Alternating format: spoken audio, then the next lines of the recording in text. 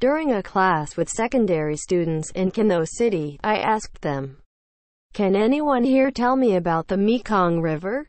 I saw only 4 hands in a class of 50 students go up.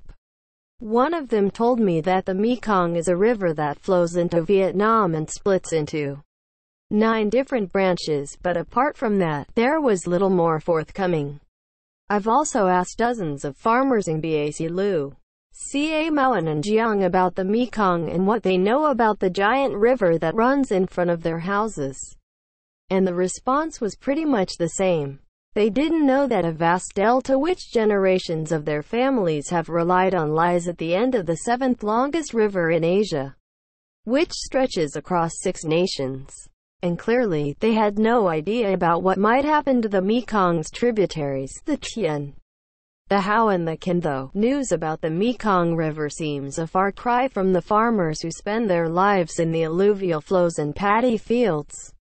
Meanwhile, erosion has been spotted at 265 different areas. The Mekong Delta, which if combined would measure a total length of 450 kilometers, 280 miles.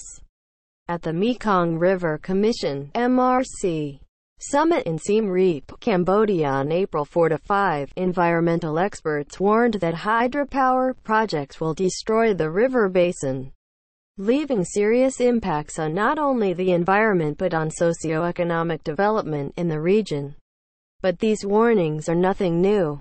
A report conducted earlier this year by the Vietnam National Mekong Committee said, the alluvium level in the Mekong River is estimated to drop by 67 to 97% between 2020 and 2040.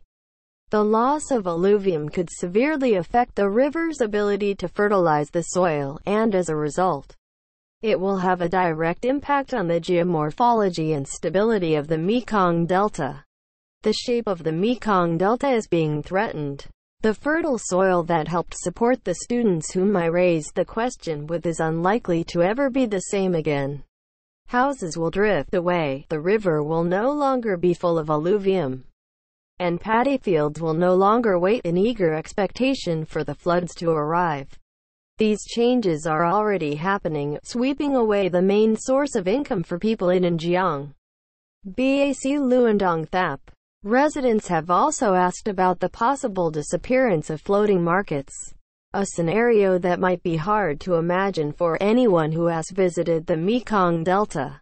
The drought in 2016 left a deep wound among locals in the Delta.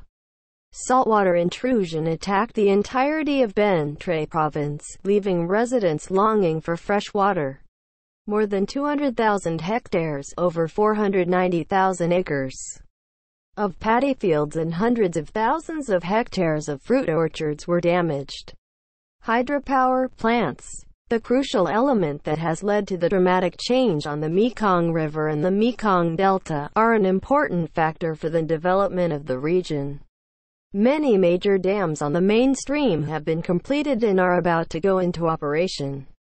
Vietnam's Prime Minister Nguyen Xuan Phuc told the MRC summit that the primary concern of the Vietnamese government now is responding to the negative impacts of climate change, extreme climatic events and human activities on the Mekong Delta. The fate of the delta depends on the profound effects of activities on the Mekong River's upper reaches that flow down into Vietnam, and the canals that run by people's houses in southern Vietnam.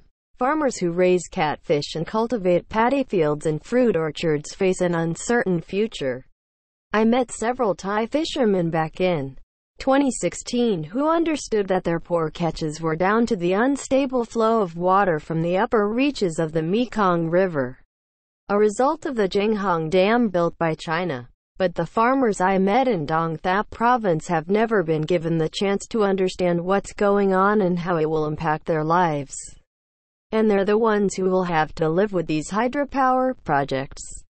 They did not know that the calm flow of the Mekong River did not just cause erosion and sweep away houses all of a sudden. They even told me that they heard somewhere on the radio that China had released water from one of its dams to help Vietnam deal with drought. The children who are going to own the Mekong Delta are missing out on important news due to both the authorities and the communities around them.